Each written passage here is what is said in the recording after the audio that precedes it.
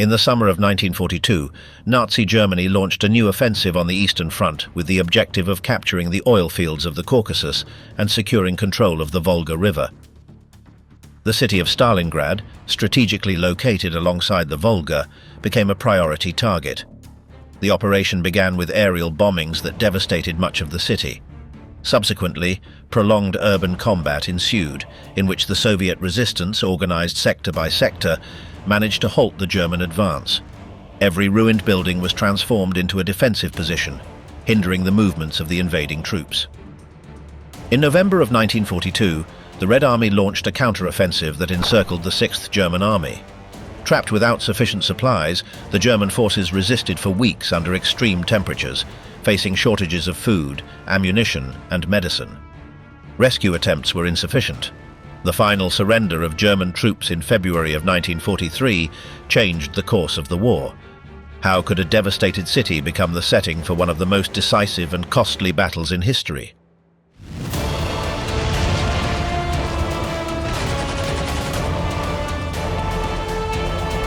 From Operation Barbarossa to the arrival at Stalingrad.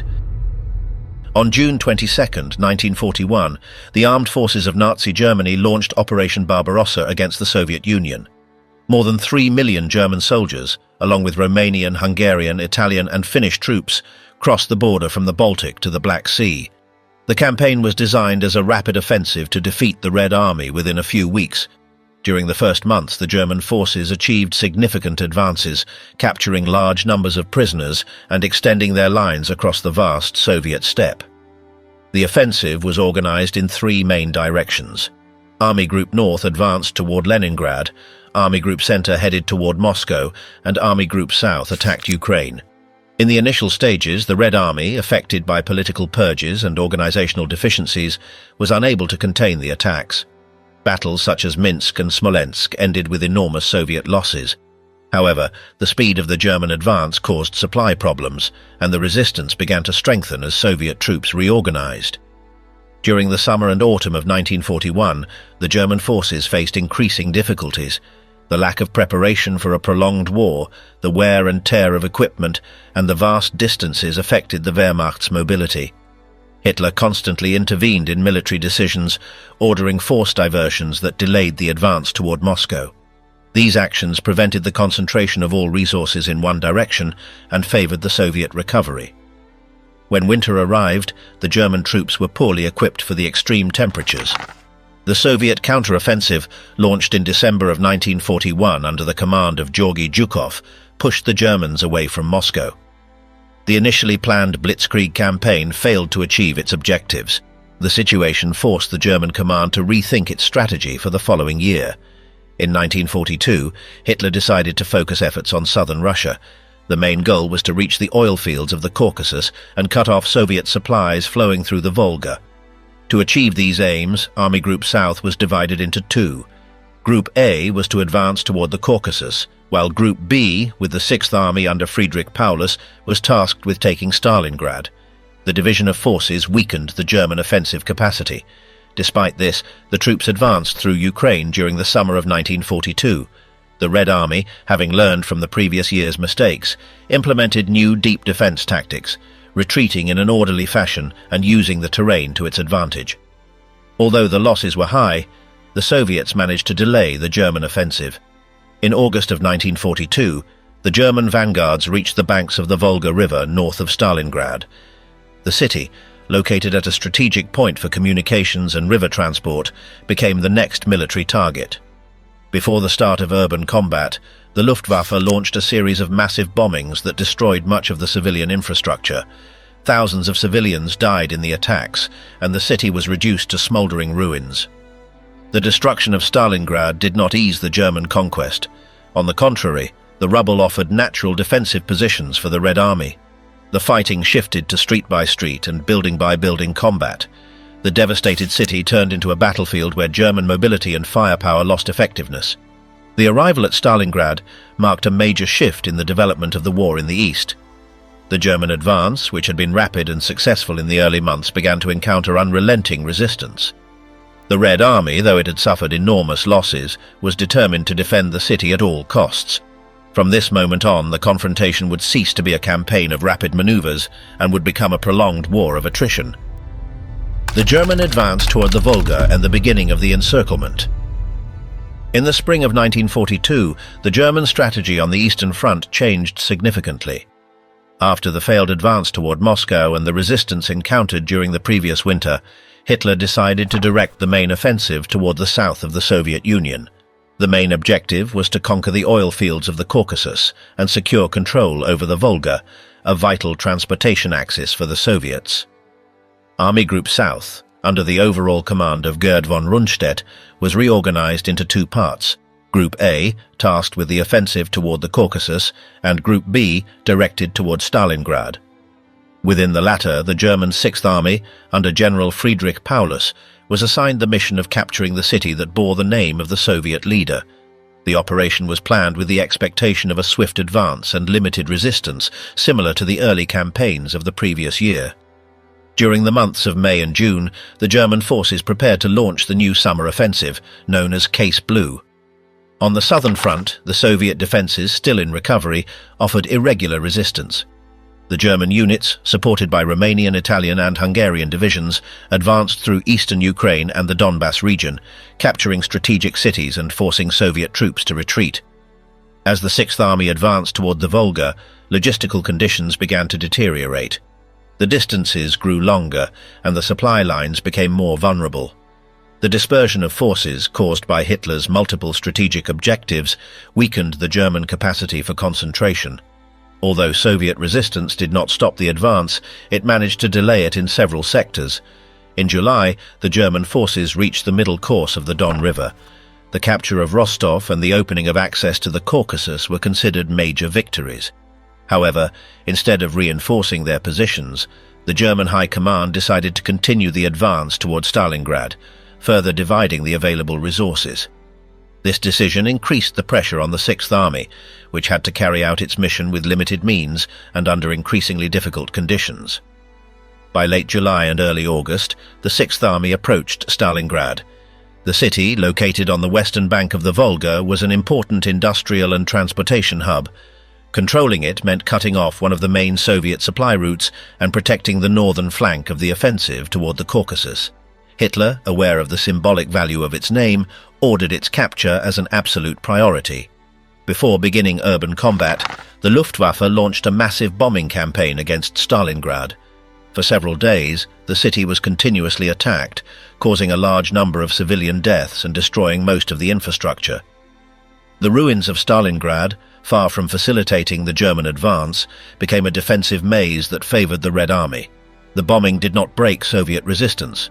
Under the command of Vasily Chuikov, Soviet troops adopted a close-quarters defense tactic, staying near the enemy to hinder the use of German firepower. Every building, every factory and every basement was turned into fortified positions. The destroyed geography of the city partially neutralized the German tactical superiority. In August, German units crossed the Don and prepared for the final assault.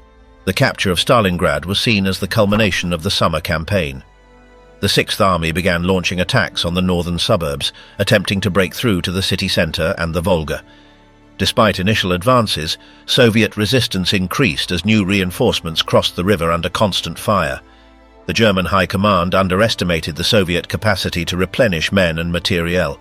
The Red Army, taking advantage of operating on home territory, organized supply bridges across the Volga, allowing the defending forces to hold firm. Every meter of ground gained by the Germans required tremendous effort and resulted in high casualties. The German offensive, which had begun swiftly, progressively slowed as they penetrated deeper into the city. The clashes became increasingly brutal and close. The expectation of a quick victory over Stalingrad faded, and the Sixth Army became trapped in a grueling struggle that would drag on for months. The Order 227 and the beginning of Soviet resistance in Stalingrad.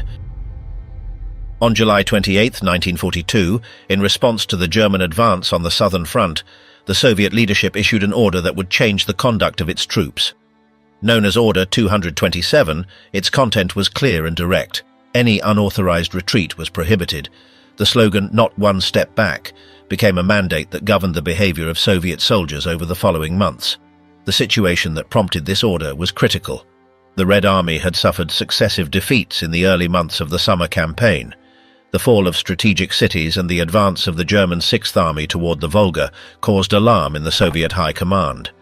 Stalin, convinced that a lack of discipline and premature retreats were contributing to the disaster, ordered extreme measures to stabilize the front. Order 227 established the creation of special detachments responsible for shooting any soldier who abandoned their position without authorization. It also prescribed severe punishments for commanders who allowed unauthorized withdrawals. Although these provisions were harsh, they managed to increase unit cohesion in critical moments.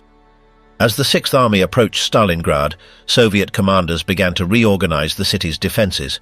Vasily Chuikov was appointed commander of the 62nd Army, tasked with the immediate defense of the city. His approach was based on resisting at all costs, using the rubble of the bombed city as natural defensive positions. The defense of Stalingrad was organized into sectors, each under the command of a responsible officer. The fighters adopted extreme close-quarters tactics to neutralize the German superiority in artillery and aviation. Instead of retreating in the face of massive attacks, Soviet units entrenched themselves in basements, destroyed factories, and partially ruined buildings, forcing the enemy to fight for every meter of ground. The Soviet troops defending Stalingrad were composed of both regular soldiers and popular militias. Many civilians were mobilized to support the defense efforts, digging trenches, building barricades, and assisting with logistical tasks. The involvement of the civilian population added an additional dimension to the combat, in which not only the military but also workers, women and youths resisted the enemy attacks. The transport of reinforcements across the Volga under constant bombardment was vital to maintaining resistance. Soviet units crossed the river in barges and improvised vessels, bringing men, ammunition and essential supplies. Despite the losses suffered during the crossings, the constant arrival of reinforcements prevented the immediate collapse of the defenses. The fighting in Stalingrad from September onward was characterized by extremely violent clashes. The distances between enemy lines shrank to mere meters, and in many sectors troops fought hand-to-hand. The concept of a front lost its usual meaning. A building could be occupied on one floor by Soviet forces, and on another by German troops. In response to the unexpected resistance, the German command increased its efforts, sending more infantry and armored divisions to the city. However, the destroyed structure of Stalingrad hampered the effective use of tanks and heavy artillery. Every advance required a massive expenditure of resources and resulted in high casualties. The spirit of the order, "not one step back," permeated all levels of Soviet defense.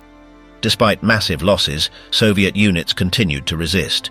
In some sectors, entire battalions were annihilated, but their positions were immediately occupied by new troops sent from the opposite bank of the Volga.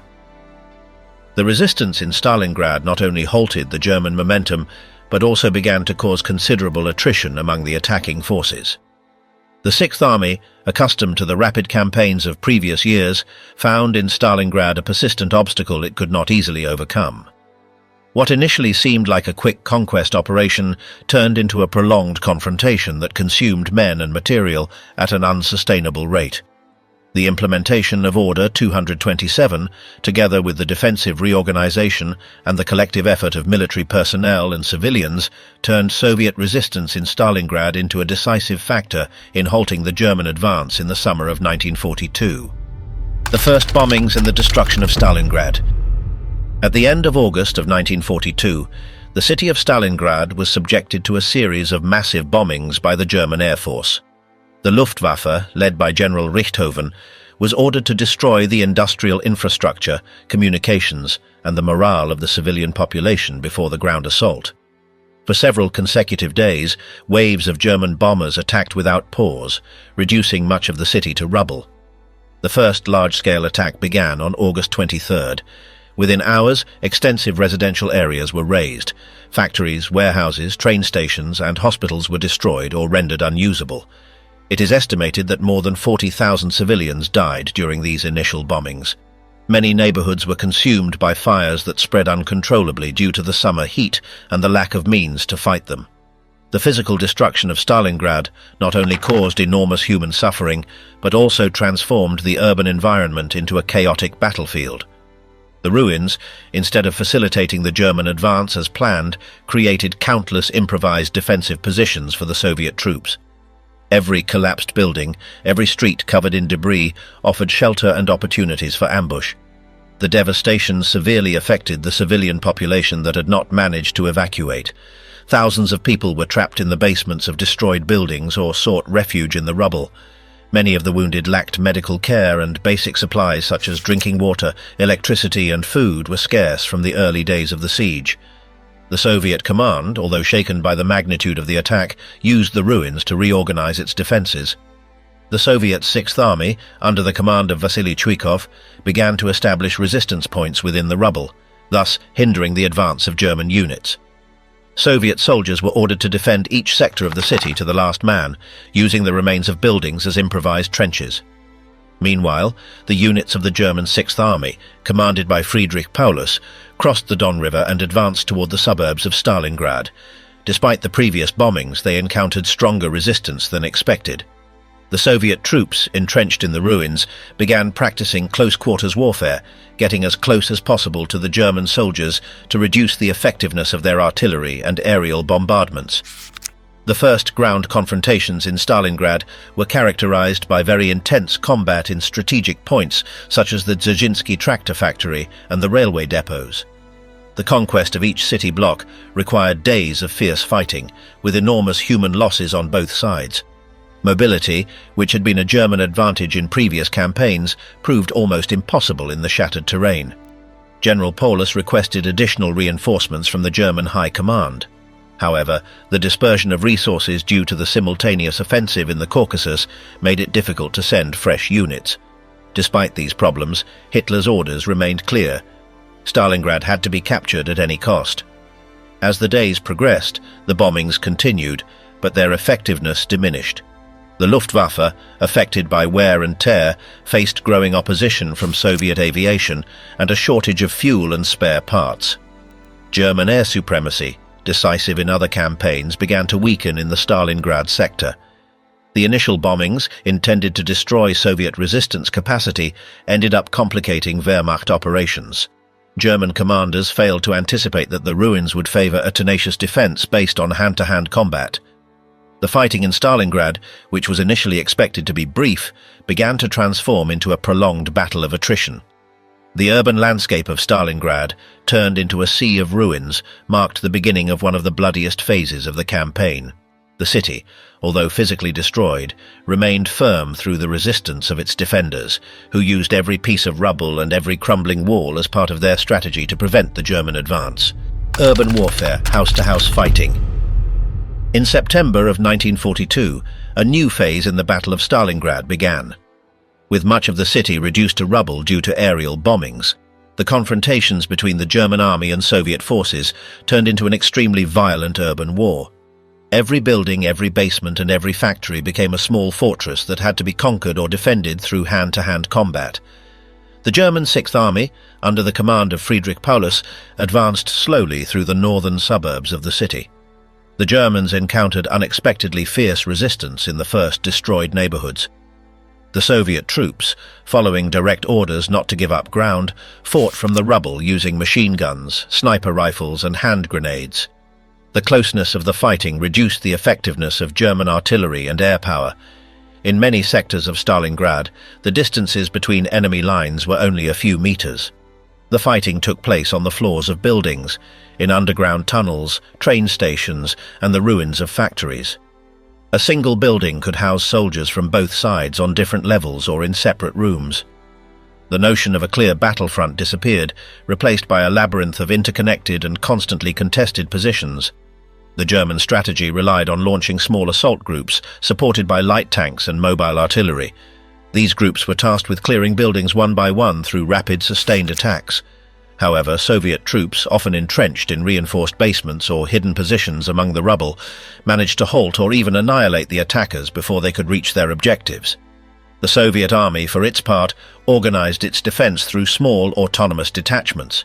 Each group was responsible for a building or a section of street and was to hold out to the last man. Communication between these groups was difficult due to the intensity of the fighting and the collapse of infrastructure, but widespread resistance prevented smooth German progress.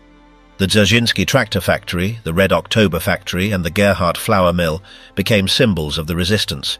These industrial complexes, despite being heavily damaged, were fortified by Soviet defenders and transformed into key points of the struggle.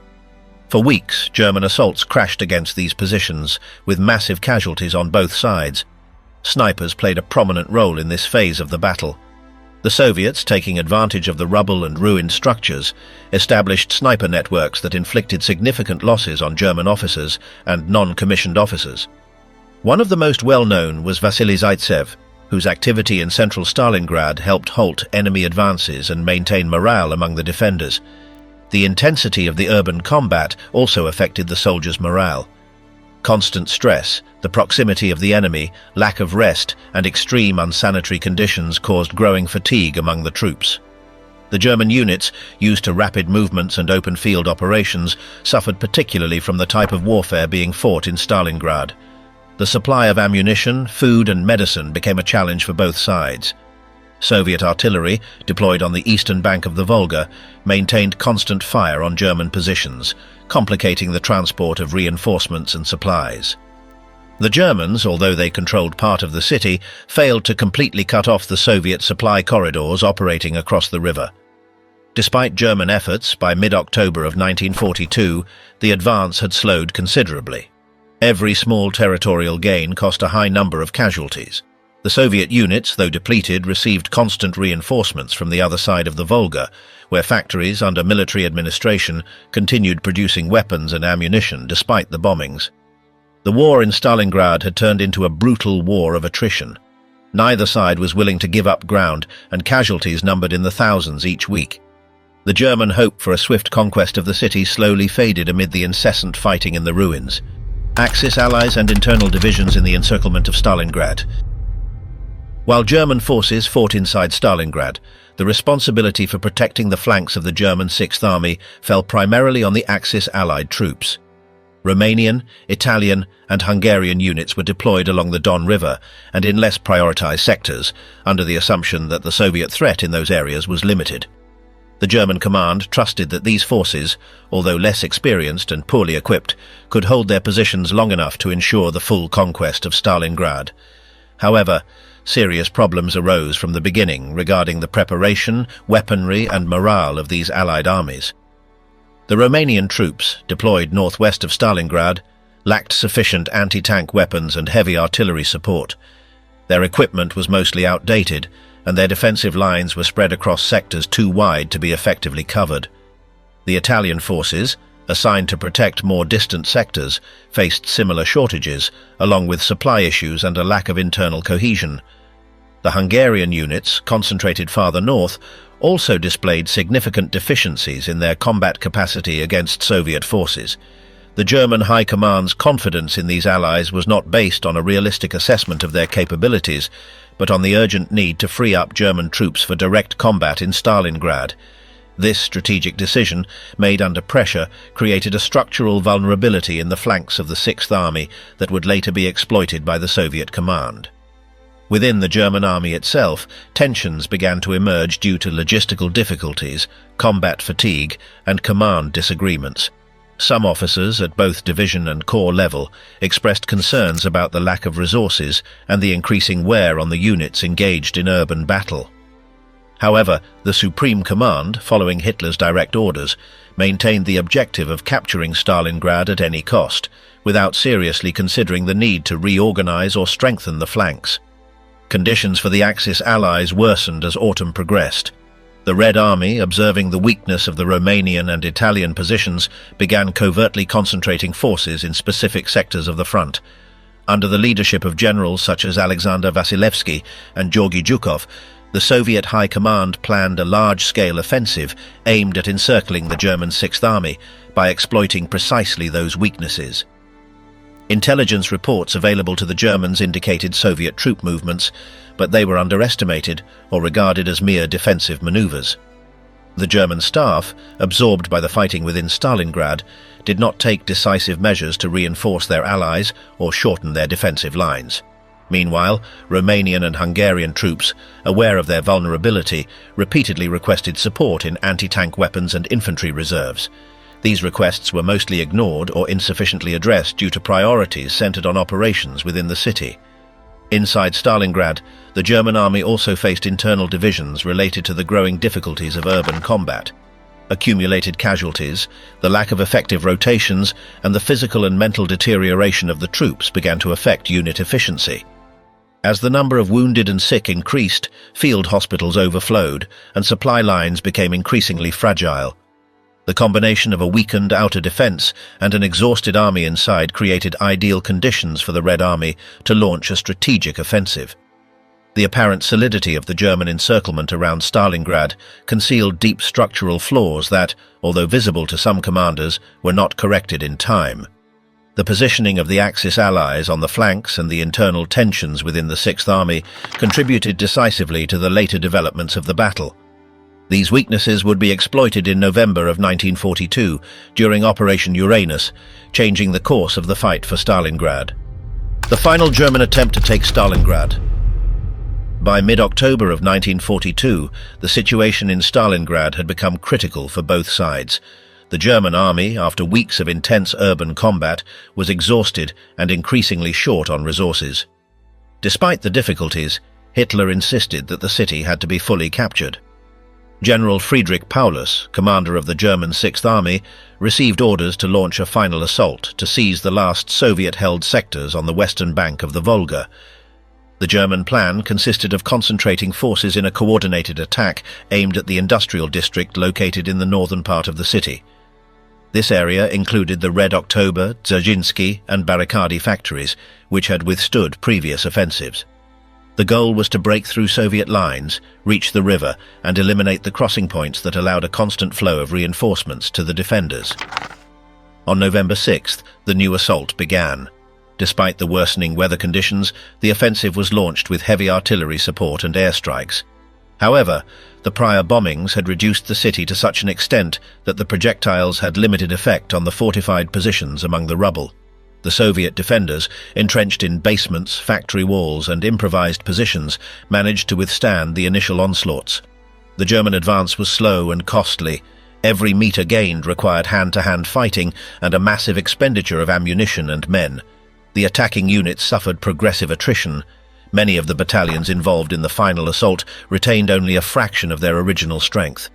The lack of proper rotations and physical exhaustion severely affected troop morale.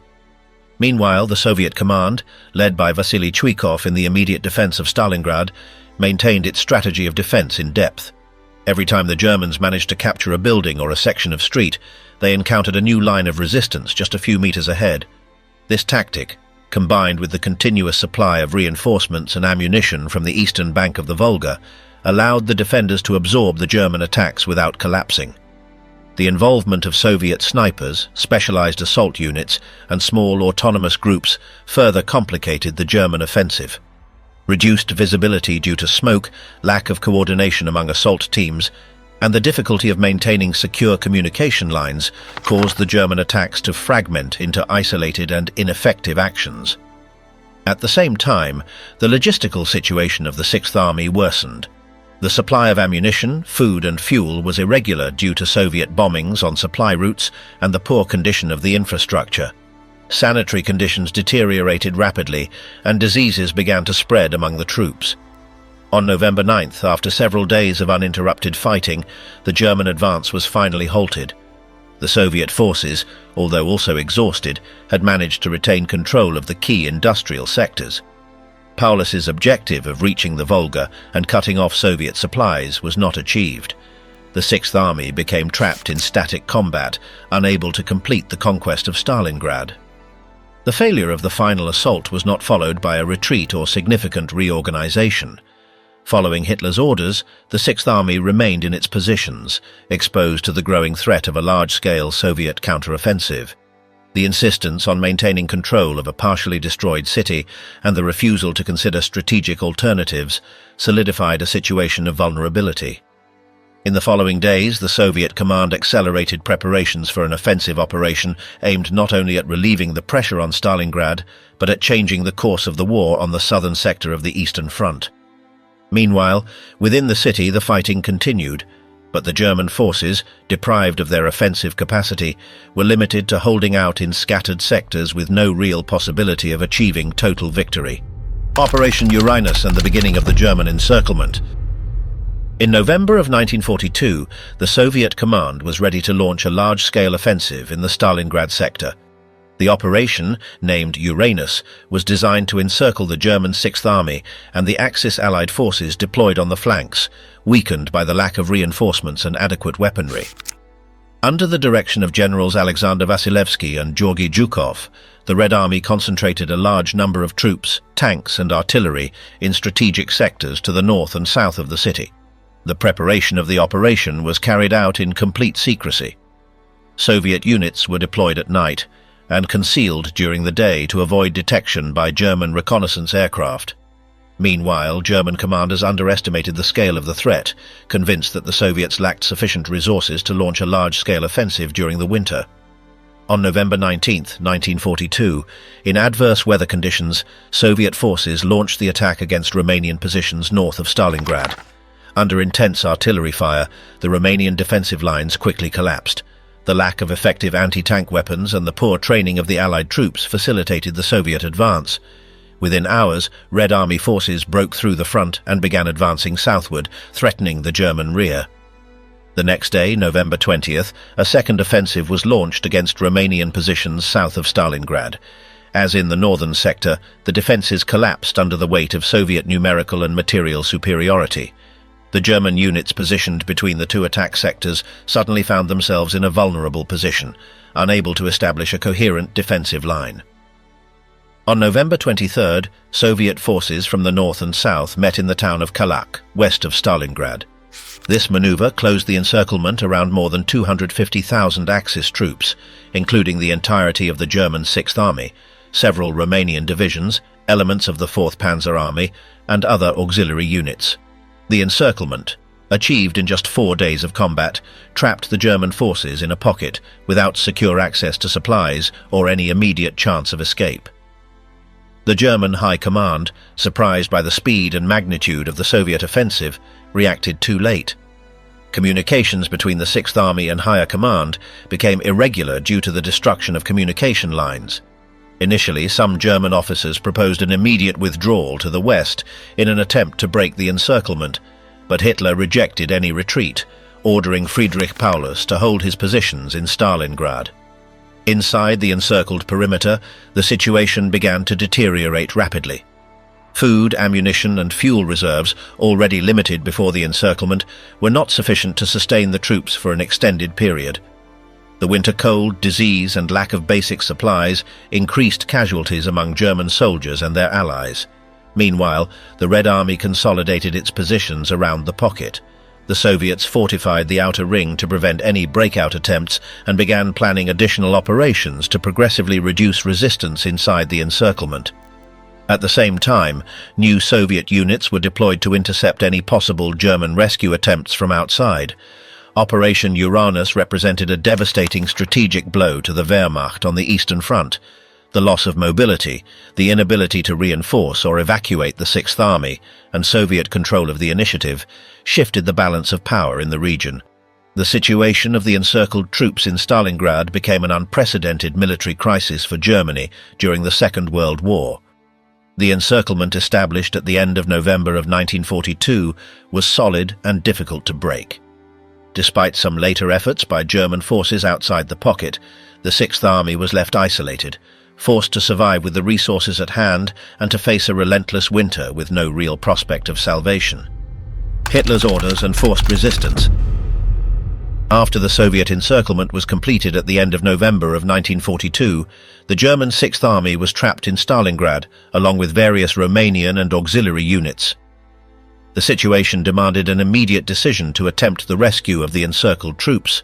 However, Hitler expressly ordered Friedrich Paulus to hold his positions and transform the area under his control into a fortress capable of resisting until external help arrived. The concept of Fortress Stalingrad implied static resistance despite the adverse conditions. Hitler rejected initial proposals from some officers suggesting an immediate breakout to the west before the encirclement solidified. For the German High Command, surrender or retreat was unacceptable from both a political and symbolic standpoint. General Paulus, strictly subordinate to the orders received, organized the defensive positions within the city into autonomous sectors. Each German division was assigned responsibility for defending a specific area, while supplies of ammunition, food and fuel were redistributed to prolong resistance as much as possible. Nonetheless, the available reserves were insufficient for prolonged defense. The encircled army now depended on air supply. Hermann Göring, commander-in-chief of the Luftwaffe, assured Hitler that the German Air Force could keep the Sixth Army supplied through an airlift. This promise was based on optimistic estimates and did not account for the lack of sufficient transport aircraft, the harsh winter weather, and the growing opposition from Soviet aviation. Beginning in December, conditions within the encirclement deteriorated rapidly. Food rationing became more severe. Soldiers received minimal amounts of bread, canned meat, and diluted soups. Fuel supplies were scarce, limiting the movement of armored vehicles and transport trucks. The low temperatures, reaching 30 degrees below zero, caused widespread frostbite and respiratory illnesses. The Soviet command, aware of the situation of the German troops, maintained constant pressure around the encirclement. Although no massive attacks were launched immediately, Soviet forces consolidated their positions, preventing any breakout attempts. Additionally, Soviet artillery continuously harassed the improvised airfields used by the Luftwaffe, further reducing the effectiveness of the airlift. Inside Stalingrad, troop morale began to deteriorate. The lack of food, inadequate winter clothing, the accumulation of wounded without the possibility of evacuation, and the understanding that no immediate rescue was coming undermined the soldiers' psychological resilience. Nevertheless, most units continued to obey orders to resist, knowing that individual surrender was severely punished. Paulus himself, though aware of the gravity of the situation, took no initiative to disobey instructions from Berlin. Bound by his sense of duty and military discipline, he kept his headquarters operational in the city and continued organizing the resistance with the available means. However, communications with the outside became increasingly irregular and fragmented. By mid-December, supply reserves had reached critical levels. Bread, when available, was mixed with sawdust to increase volume. Meat rations were often replaced with slaughtered horses. Medicines were scarce, and improvised hospitals lacked basic materials to treat the wounded. Meanwhile, the rescue attempt by Army Group Don, commanded by Erich von Manstein, advanced slowly toward Stalingrad. However, the operation was limited in resources and faced strong Soviet resistance. The soldiers trapped in the city continued waiting for help that would never arrive effectively. The decision to transform Stalingrad into a fortress failed to reverse the strategic situation. On the contrary, it prolonged the suffering of tens of thousands of soldiers trapped without real prospects of victory. The encirclement held firm, and the internal situation of the Sixth Army worsened with each passing day. The failed rescue by Manstein and Christmas under siege in Stalingrad. In mid-December of 1942, the German High Command launched Operation Winter Storm, an attempt to break the Soviet encirclement in Stalingrad and liberate the trapped Sixth Army. The operation was led by General Erich von Manstein, in command of the newly created Army Group Don. The objective was to open a corridor to the city before the encircled forces collapsed due to hunger, cold, and lack of supplies. Manstein concentrated his forces further south, in the area of Kotelnikovo, intending to advance quickly northward and link up with the Sixth Army. The available troops, although experienced, were insufficient for an operation of that scale. The offensive began on the 12th of December under extremely harsh weather conditions. Despite achieving some initial advances, Manstein's forces encountered increasing Soviet resistance as they approached the line of encirclement. Inside Stalingrad, news of the offensive momentarily lifted the morale among the German soldiers. It was hoped that the rescue could arrive within days. Some officers even began preparing plans to support the breakout from within, organizing mobile reserves and consolidating defensive sectors. However, any movement depended on receiving direct orders from Berlin, and Hitler continued to insist that the Sixth Army must hold its position without attempting to break the siege on its own. Manstein's advance, although initially promising, progressively slowed. The lack of adequate reserves, logistical difficulties, and strong Soviet opposition prevented the offensive from achieving its objective. On the 18th of December, the German troops were still more than 50 kilometers from Stalingrad, unable to break the ring of Soviet forces surrounding the city. Meanwhile, inside the encirclement, conditions continued to deteriorate. The arrival of Christmas brought no relief to the German soldiers. Celebrations, which in previous years had featured military ceremonies and a sense of camaraderie, were reduced to symbolic acts in improvised shelters. Most soldiers had nothing more than hardened bread and watery soup as their only festive meal. Temperatures kept falling, reaching levels that hindered even the functioning of weapons and vehicles.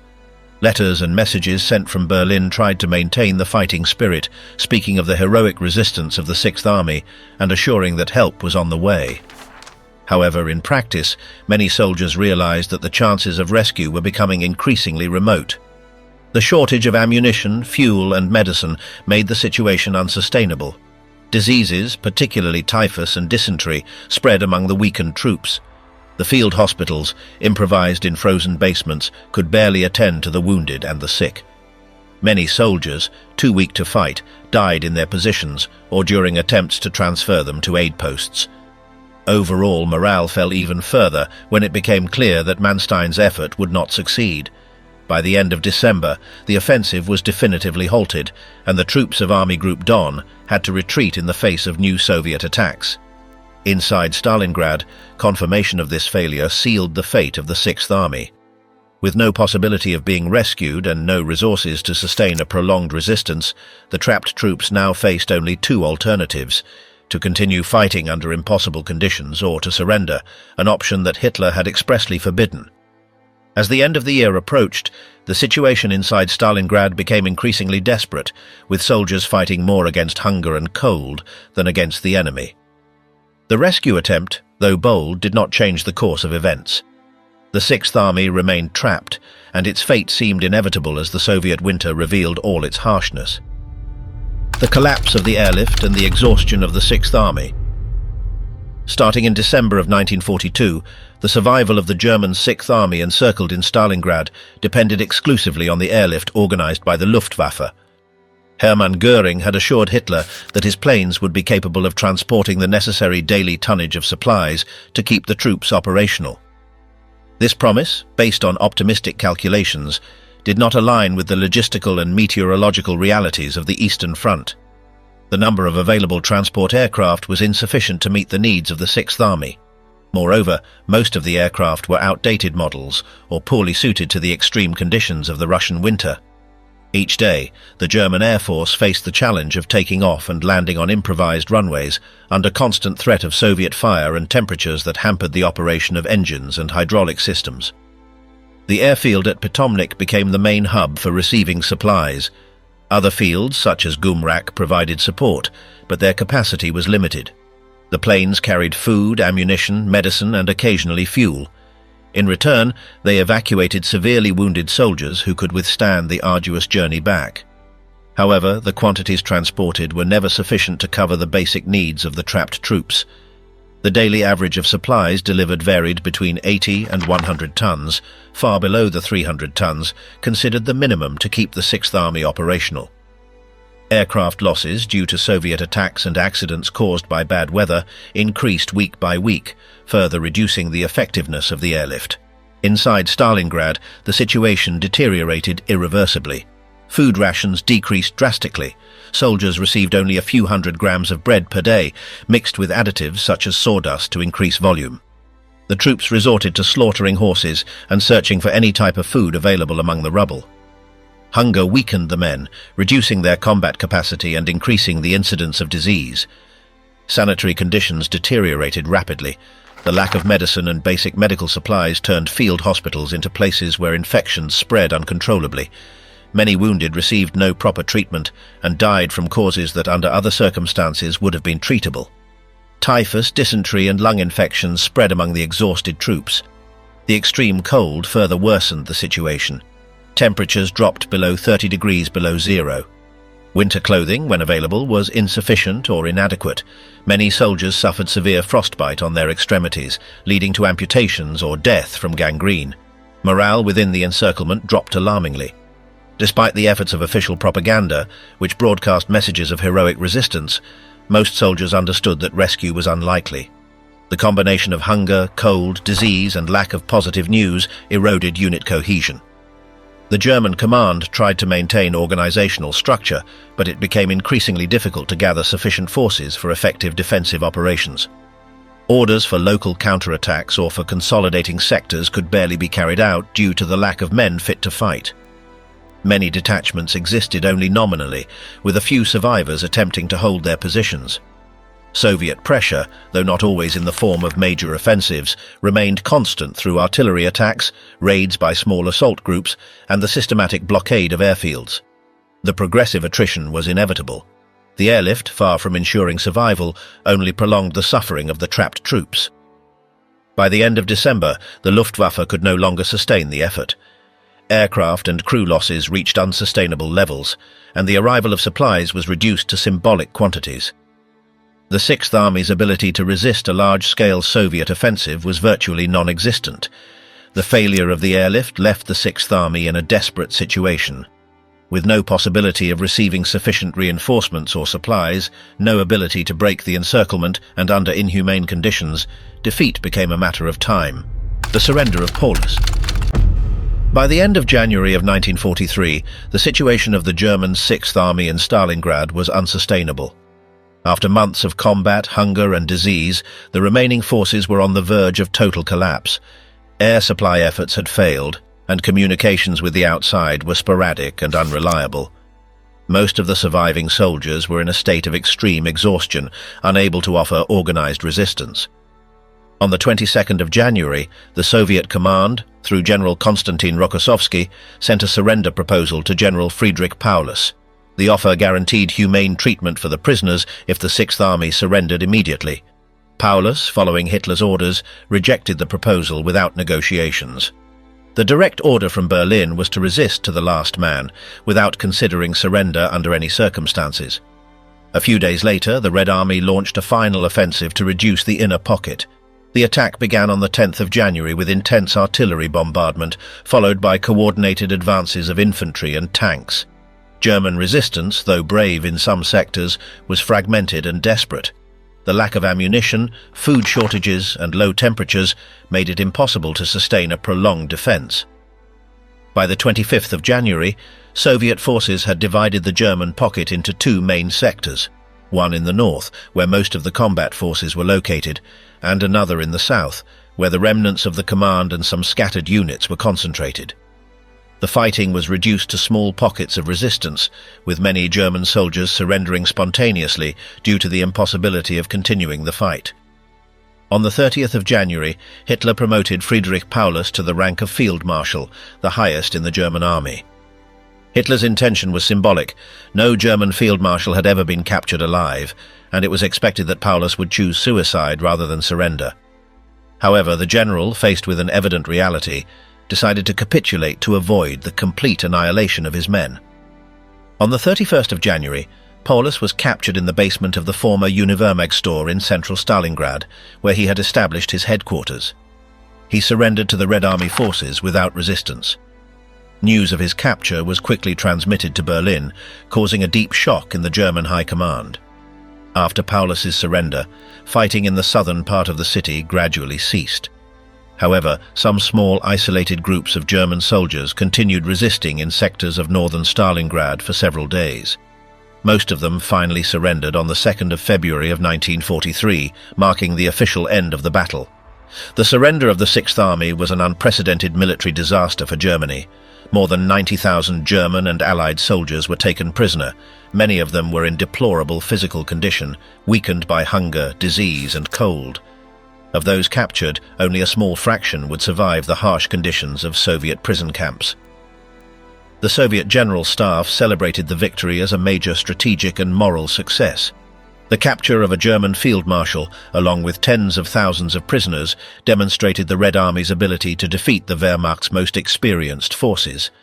Stalingrad became a symbol of resistance and a turning point in the course of the war on the Eastern Front. The surrender of Paulus and the annihilation of the Sixth Army ended the German military presence in Stalingrad. The The city, completely destroyed, was left in Soviet hands. From this moment on, the Red Army would begin a series of offensives that would lead 2 years later to Berlin. The destruction of Stalingrad and the human cost of the battle. When the Battle of Stalingrad ended in February of 1943, the city was virtually destroyed. The initial air raids, constant artillery attacks, and months of urban combat had reduced most of the infrastructure to rubble.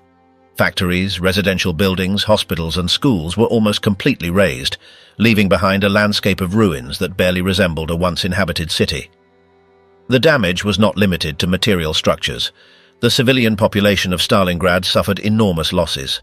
Thousands of men, women, and children died during the initial bombings and in the following months of siege. Many perished trapped under the debris, others died from lack of food, medical care, or due to the harsh winter conditions. Despite efforts to evacuate civilians before the total encirclement, a significant number remained trapped in the city and shared the same fate as the combatants. The devastation was so complete that Soviet authorities had to conduct an immediate census after the battle to determine how many inhabitants had survived. The numbers indicated that less than 1% of the pre-siege population remained in Stalingrad at the end of the fighting. Those who managed to survive faced the harsh task of living among ruins, without immediate access to basic services or safe shelter. The human cost in military terms was also catastrophic. The Red Army suffered enormous losses during the operation. Although the Soviet victory at Stalingrad was decisive, it came at the cost of a very high number of casualties. Official figures reported hundreds of thousands of dead, wounded and missing among Soviet ranks as a result of street-by-street fighting, artillery bombardments and disease. On the German side, the losses were also devastating. Of the more than 250,000 soldiers initially trapped in the encirclement, approximately 90,000 were taken prisoner.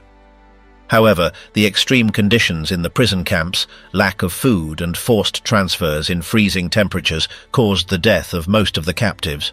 Only a small fraction of them would return to Germany at the end of the war years later. The material destruction of Stalingrad was so extensive that the city ceased to function as an industrial and transportation hub for months. The railway system, vital for the connection between the Volga and the Caucasus regions, was rendered unusable. The factories that had not been destroyed by the bombings were left inoperative due to a lack of personnel, equipment and supplies. The reconstruction effort began immediately after the end of the battle. The Soviet state mobilized thousands of workers, many of them surviving civilians, prisoners of war and demobilized soldiers, to begin cleanup and rebuilding tasks. The priority was to restore transportation capability along the Volga and rebuild essential infrastructure to continue military operations on the Eastern Front. Beyond the physical devastation, Stalingrad became a national symbol for the Soviet Union. The resistance offered by its defenders, both civilian and military, was used as an example of heroism in wartime propaganda. The city was awarded the honorary title of Hero City, and its surviving inhabitants were publicly recognized for their endurance during the siege. The memory of the battle was also deeply etched in Germany's collective consciousness. The magnitude of the defeat, the high number of deaths, and the capture of a field marshal affected the morale of the German armed forces and the civilian population. For the first time since the beginning of the war, the Wehrmacht suffered a total and visible defeat on a large scale, which caused a shift in the general perception of a quick victory in the east. Stalingrad, after its near-total destruction, became one of the most iconic sites of the Second World War. The battle represented not only a military disaster for Germany, but also a testament to the enormous human and material cost involved in the struggle for control of the Eastern Front. The consequences of Stalingrad and the shift on the Eastern Front. The Soviet victory at Stalingrad, achieved in February of 1943, had profound consequences for the development of the Second World War. Until that moment, the German army had maintained the initiative on most fronts. However, the defeat at Stalingrad marked the beginning of a series of setbacks that would change the strategic balance in Eastern Europe. The loss of the German Sixth Army, considered one of the most experienced forces of the Wehrmacht, was an irreparable blow.